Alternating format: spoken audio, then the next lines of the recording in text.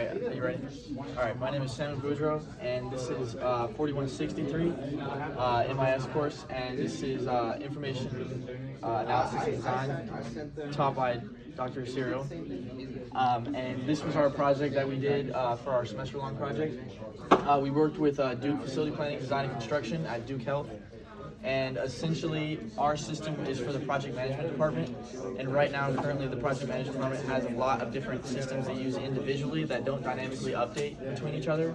And so our goal was to design a system that allows one thing to update and have the others follow along with it. So basically, I can explain a little bit with the context diagram right here. So essentially, the main process is the project itself. And for instance, let's say the client wants a different sign located in one of their hospital floors. And so essentially, there's a lot of different things that go along with that. You got to talk to the financial team and say, oh, this sign's going to cost more or less, and fix the budget with that. Then you have to talk to your vendor because the sign has to be manufactured different. And then sometimes you have to talk to the IT department depending on which software you're updating. And then also, different project managers are covering different systems, so you also have to talk to your project management team. So that is the main goal of why we're doing this.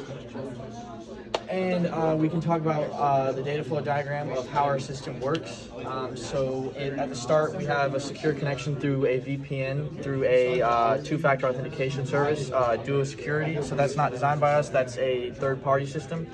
But we have 3 different data stores talking to the IT department to connect to that securely.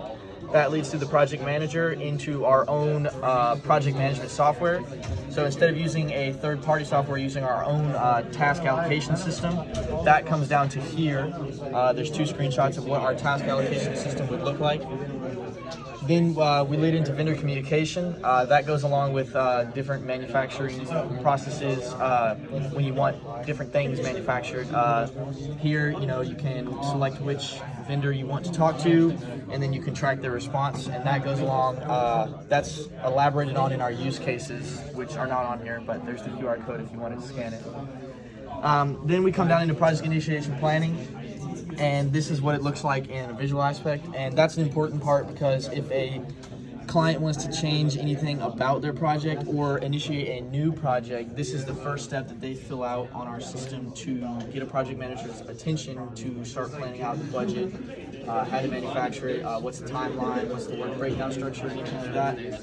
And from project initiation planning, we take it into finalizing a project because this has a lot to do with closing out vendor orders, client requests, and any finance budgeting. So here we have the finance portal. You can create a new report, view reports, come down here. This is where you're viewing a report. New finance report is right here. Basically, with the new finance report, it looks kind of like an accounting sheet. And from here, you can import these numbers into the work breakdown structure, which comes down into your project management timeline to allocate different funds to different tasks. And for our interface structure diagram, this basically explains what you can do off which page. So we have our main menu going to login, and there's different things that go on throughout our login process. And then there's another one for budgeting, vendor communication. So for example, vendor communication, you can open your project contacts, select your recipients, populate your content, track response, and post information to the finance team because that's where it sends the information.